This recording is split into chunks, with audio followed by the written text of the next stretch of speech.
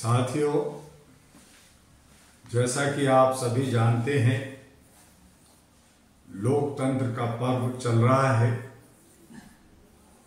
पहले फेज का नॉमिनेशन हो चुका है, दूसरे फेज का भी नॉमिनेशन चल रहा हो गया। लोग प्रचार प्रसार में लगे हैं और कौन उम्मीदवार होगा, कैसे जनप्रतिनिधि होंगे, ये सब सामने खुलता जा रहा है।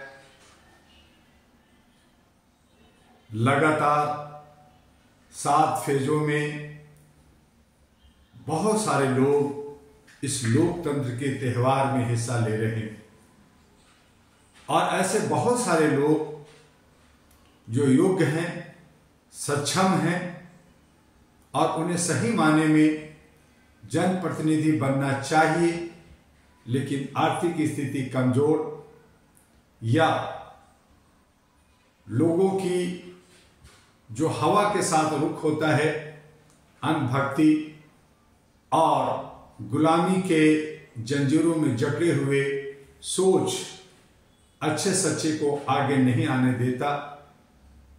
ऐसी सूरत में देखना है कि 2024 के लोकतंत्र में ये जो पर्व है, इसमें जिसे सम्मानित और जिन्हें चुना जाता है, जिन्हें अवार्ड ऑनर किया जाता है, वो कौन लोग होते हैं। जनता जनार्दन, जनता राजा है। जनता अपने विवेक से वोट देती है। देखते हैं कि कैसे लोग 2024 में चुने जाते हैं। हम सभी ने बहुत सारे प्रयास किए, लगातार 37 वर्षों से सामाजिक कार्य करते रहे, लोगों को जागरूक करते रहे। उनको प्रोटेक्ट कैसे किया जाए, उस पे हम लोग लगातार काम करते रहे।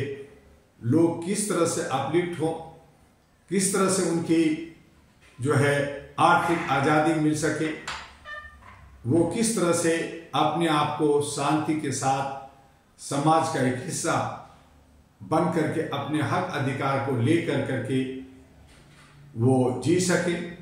इसके लिए हम लोग लगातार काम किया, लेकिन जनता तो जनता है, अपने मूड का मालिक है और वो मूड किस करवट बैठती है, यही हमें देखना है।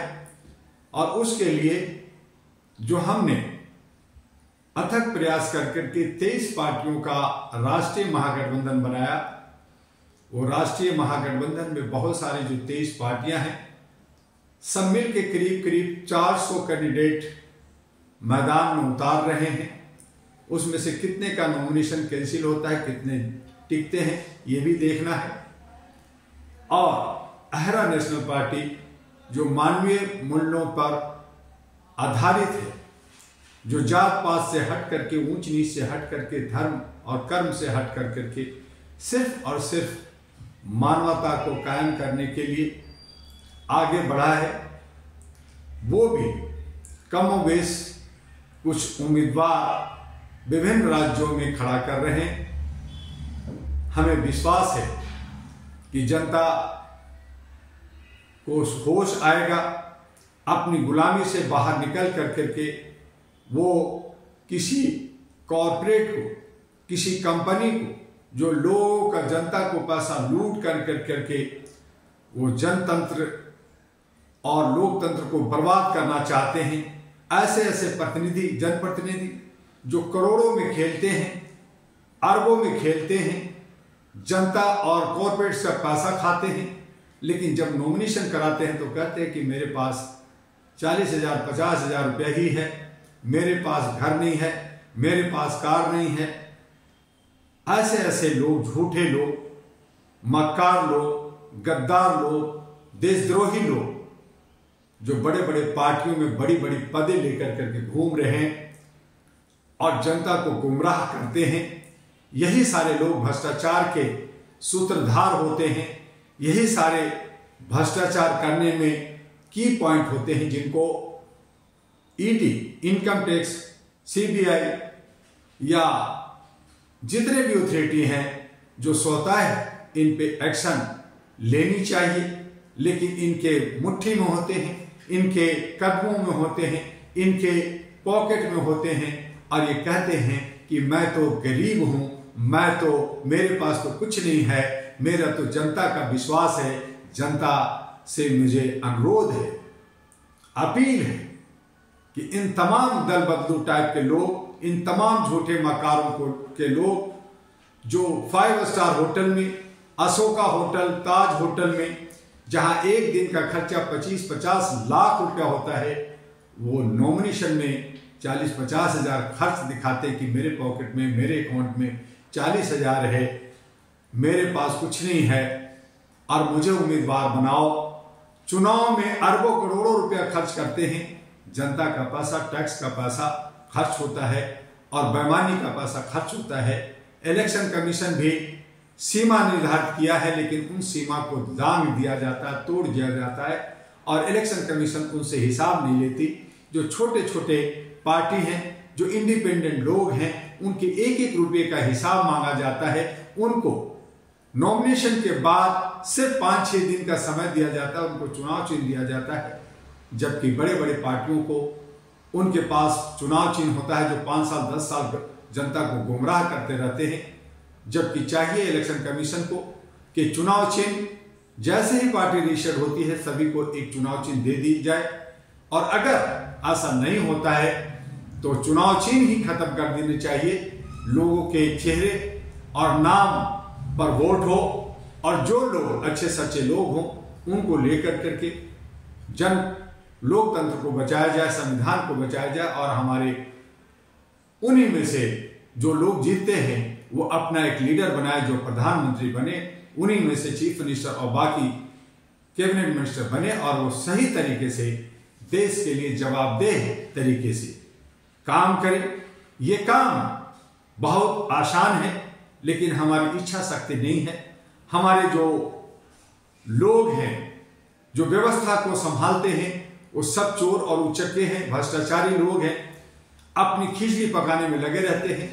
तो डॉक्टर दुआ का कहना है कि अगर विधायिका, न्यायपालिका, कार्यपालिका का काम जो ड्यूटी है उसको जवाबदेह बना दिया जाए, समय सीमा के अंदर बांध दिया जाए, और अगर वैसा नहीं करते तो उनको सजा मिले, उन पे जुर्माना हो और जनता को सही तरीके से उनका हक और अधिकार दे दिया जाए, तो मैं समझता हूं कि देश मेरा खुशहाल हो सकता है। और इसी उम्मीद और इसी आशा के साथ अहरा national party ANP, all India human rights national party ANP जो 2009 में बनी और जो 1987 में all India human rights association बना, जिसमें बहुत सारे लोग यानी 84 लाख से ज्यादा लोग, 786 सेंटर्स, 14 देशों में हम लोग मानवाधिकार की अलग जगह रहे। वो मानवाधिकार की अलग एक संस्था, एक सिविल सोसाइटी की हैसियत से यूनाइटेड नेशन के साथ जुड़ करके international bar association London, international bar association USA और कई देशों से जुड़ करके, कई अथॉरिटी के साथ जुड़ करके, खास करके NALSA national legal service authority, state legal service authority के साथ मिल करके हम लोगों ने लोगों को न्याय दिलाने का काम किया। हम लगातार डोमेस्टिक वायलेशन और समझौता कराने के हालात में रहते हैं। लोगों को अमन और शांति के साथ जीने का हक और अधिकार दिलाने के लिए काम करते हैं। अच्छे सच्चे लोग, जो लोग काम करना चाहते हैं, जिनको कोई रास्ता और कोई बैनर और कोई स्टेज नहीं मिल रहा है, उनसे मेरा अपील है कि वो डॉक्टर दुआ से अहरा और ANP के कार्यालय में आकर संपर्क करें। उन्हें सही रास्ता मिलेगा और हम सब लोग मिलकर करके न सिर्फ समाज को सुंदर और खुशहाल बनाएंगे, बल्कि लोकतंत्र को भी बचाएंगे और अच्छे सच्चे नेताओं को आगे ले जाएंगे। इसी उम्मीद और इसी आशा के साथ हम आपसे आज विदा लेते हैं। आपका doctor Dua, all India human rights association अहरा का नेशनल प्रेसिडेंट। जय हिंद, जय भारत।